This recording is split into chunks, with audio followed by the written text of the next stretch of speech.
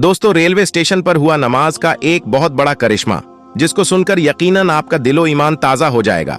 दोस्तों, आप सभी को बता दें कि एक अल्लाह के वली अपने चंद साथियों के साथ रेल का सफर कर रहे थे।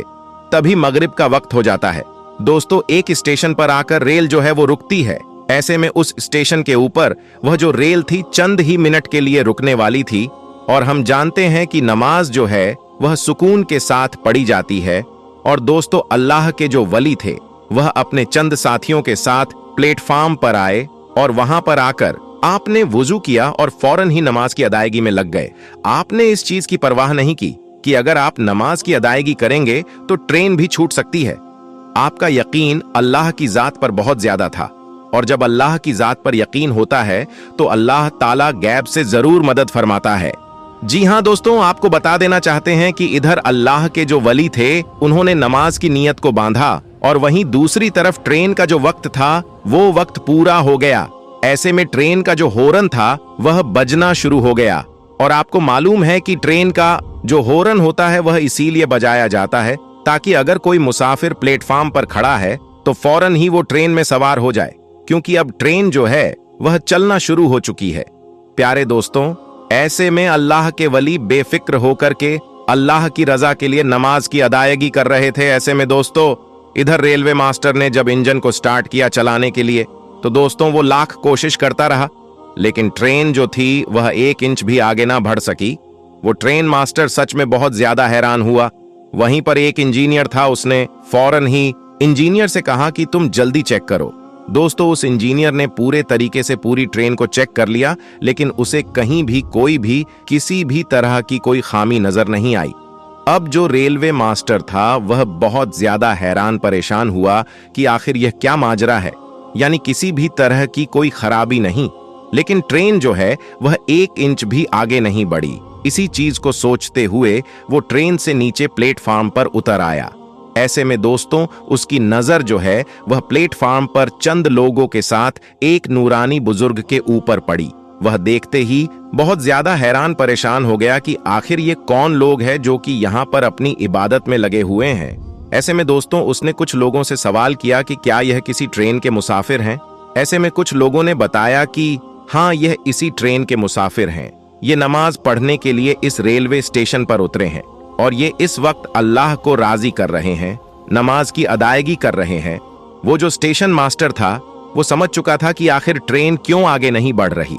दोस्तों, ये अल्लाह के वली की करामत थी, या इसे आप अल्लाह की कुदरत का करिश्मा कहें। दोस्तों, कई लोग यह भी सोचते हैं कि करामत अलग होती है, मोजिजा अलग होता है, या फिर करिश्मा अलग होता है।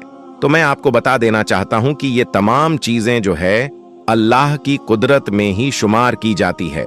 जी हाँ, नबी जो होते हैं वह मोजिजा दिखाते हैं, लेकिन वह भी अल्लाह की कुदरत ही होती है।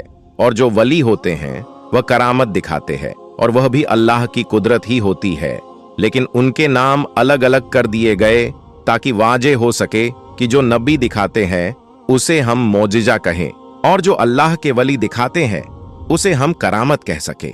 दोनों में यह फर्क आ सके कि दोनों जो है उनके मुकाम में काफी ज्यादा फर्क है।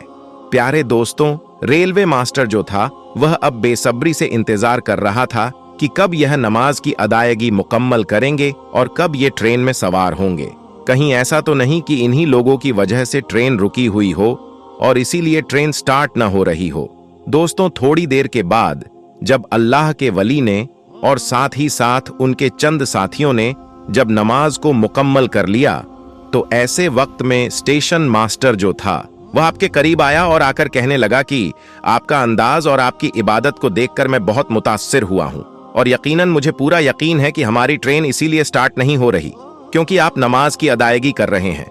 इसलिए आप जल्द से जल्द ट्रेन में सवार हो जाए। मुझे यकीन है कि आपके कदम रखते ही ट्रेन जो है वह चलना शुरू हो जाएगी। और दोस्तों, यकीनन यही हुआ। जैसे ही उन्होंने अपने कदम मुबारक ट्रेन के ऊपर रखे, ऐसे में वो ट्रेन जो थी वो चलना शुरू हो गई। ये है अल्लाह के वली की करामत। बाज लोग इस करामत को हुजूर आला हजरत की करामत बताते हैं, तो कोई हुजूर ताज शरिया की करामत बताता है। बहरहाल दोस्तों, ये करामत किसी की भी हो, लेकिन यहाँ पर एक सबक मिलता है कि नमाज किसी भी हालत में माफ नहीं, चाहे आपकी ट्रेन ही क्यों ना छूट जाए। जी हाँ दोस्तों, नमाज मोमिन की मेराज है, नमाज मोमिन के लिए राहत है, नमाज मोमिन के लिए सुकून है। नमाज जो है वह मुसलमान के ऊपर यानी मोमिनों के ऊपर फर्ज की गई है। इसमें दोस्तों किसी भी तरह की कोई कोताही नहीं है, यानी आप चाहे किसी भी हालत में हो, यानी अगर आप बीमार पड़ चुके हैं, अगर आप खड़े होकर नमाज नहीं पढ़ सकते तो उस वक्त में बैठकर पढ़ने का हुक्म है। अगर आप बैठकर नहीं पढ़ सकते तो ऐसे वक्त में आपको लेटकर पढ़ने का हुक्म है।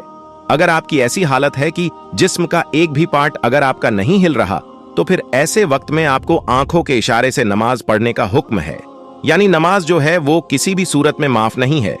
दोस्तों, अगर आप अल्लाह से बात करना चाहते हैं तो ऐसे वक्त में दोस्तों नमाज की अदायगी करें, और अगर चाहते हैं कि अल्लाह आपसे बात करे तो ऐसे वक्त में दोस्तों आप कुरान मजीद की तिलावत करें।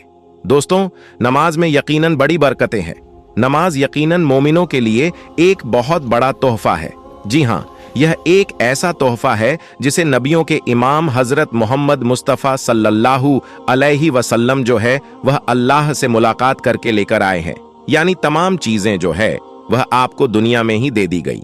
लेकिन नमाज एक ऐसा तोहफा है जो अल्लाह ने अपने महबूब को अपने पास बुलाकर अता फरमाई, तो यकीनन ये एक बहुत बड़ी नेमत है हमारे लिए। यकीनन नमाज हमें पांचों वक्त की अदा करनी ही चाहिए। लेकिन दोस्तों नमाज के बड़े करिश्मे भी हैं, यानी दोस्तों अगर आपको मालूम हो तो जो नमाज पढ़ते हैं तो यकीनन वो हमेशा पाकी में रहते हैं। जो नमाज पढ़ते हैं उनके चेहरे पर नूर रहता है। जो नमाज पढ़ते हैं उनकी जिस्मानी बीमारियां जो है उनसे कोसों दूर रहती है। यहाँ तक कि जो नमाज पढ़ते हैं वो हर तरीके की बुरी बलाओं से दूर रहते हैं, हर तरीके की गंदी चीजों से वह दूर रहते हैं।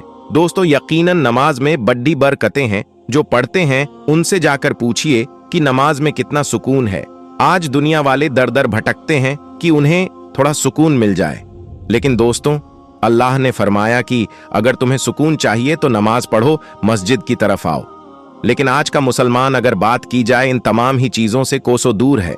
ये चीज आपको मालूम होनी चाहिए। मुझे उम्मीद है कि आप मेरी बातों को सच में समझ गए होंगे। वीडियो अगर सच में पसंद आई है तो वीडियो को लाइक करके जितना ज्यादा हो सके उतना ज्यादा शेयर करें, और अगर आप हमारे चैनल पर नए हैं तो चैनल को भी जरूर सब्सक्राइब करें। आप लोगों से फिर मुलाकात होगी एक नई वीडियो में। तब तक के लिए अल्लाह हाफिज।